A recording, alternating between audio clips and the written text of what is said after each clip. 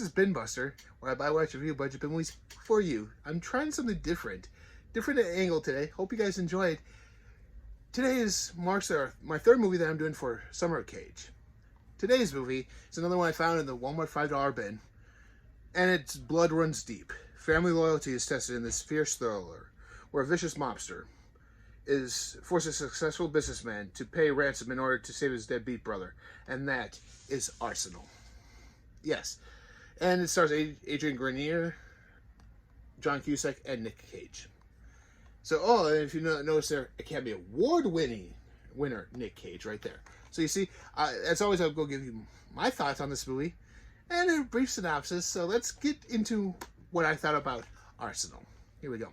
Oh, you think we're even, you and I? I know the way we could do both. Earn what we deserve. That was a quote from the movie. Nicolas Cage plays Eddie King, right there. Look at that picture. Look at that picture.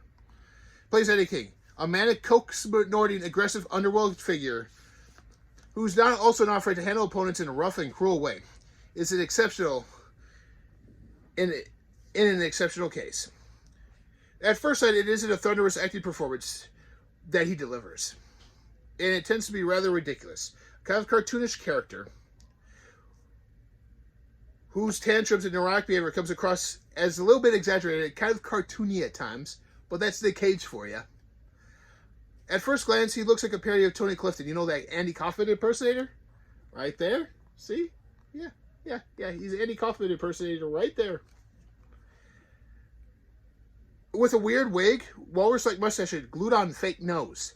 Let him wear some oversized sunglasses, and on this fake nose, and you swear it's Ray Orbison. Yeah. But at the same time, I thought he was incomparable. In other words, it's harder to find Cage's acting as being woefully bad or masterfully brilliant. He drives you crazy. You're like, he's either very good or very bad, or he's in the middle of the road. You don't know for sure. Unfortunately, this isn't sufficient enough to assess Arsenal as an excellent film. The story on its own isn't really brilliant or innovative. To be honest, it's mostly boring and meaningless. The main characters who actually carry the entire film, with Cage in the background acting as an accessory to flare up tension with bloody and highly aggressive scenes in slow motion, are JP, who are played by Adrian Grenier, and Mikey, who's played by Jonathon Schaech. The beginning shows how to experience their childhood, these brothers. And not so rosy picture two futureless teenagers who spend their time hanging around in arcades because it's not so pleasant to be at home. One day, Mikey comes home and makes a shocking discovery. This is a crucial moment in the movie. From there, they're on a path to go into opposite directions. As you can witness when they're adults, JP is the person who's walked the honest path. He's the owner of a successful construction company. Mikey, on the other hand, has chosen the side of Eddie King and ends up as a small-time gangster. After being robbed and losing a package of valuable drugs and not being able to pay for the money he owes Eddie, the latter must use his masterful plan to arrange the matter. Now the truly honest brother must pull out all the stops to save Mikey, and that's what this movie is all about, saving his brother. The whole movie revolves around loyalty between these two brothers. As a guy who has a brother himself, I can understand this. This loyalty is exaggerated. It's awesome in this movie. Even if Mikey is a loser, whose life is a concentration of making wrongful decisions at crime, yet JP remains faithful to him as he does his utmost to free him. Just like any brother would. No matter how many times you mess up, your brothers, your siblings are loyal to you. And with this, the help of Sal, a sort of undercover agent played by John Cusack, in a small role. These two guys, Nick Cage and John Cusack, have very small roles, but they have top billing in here. Go figure. It's there to just sell the movie. Played by John Cusack, who's wearing a bandana and holding an e-cigarette. So it's John Cusack modern day, huh? Is only in the film enough to warrant them selling it. Same with Cage, but Cage is more memorable here. The only purpose of Cusack is to provide JP the necessary clues he needs so he can track down those who are responsible. Trust me, it sounds more fascinating than it looks. The initiative to fill the film with bloody, raw, violent scenes with a lot of blood flowing freely out of the inflicted injuries from the victims won't ensure that Arsenal rises to an acceptable level. And I also inform the sports fans for a moment, there's a lot of kicking around, but but the film has nothing to do with the famous soccer team. Yeah, it kicks around. It doesn't really go anywhere. Ultimately, Arsenal didn't become the thriller it was intended to be.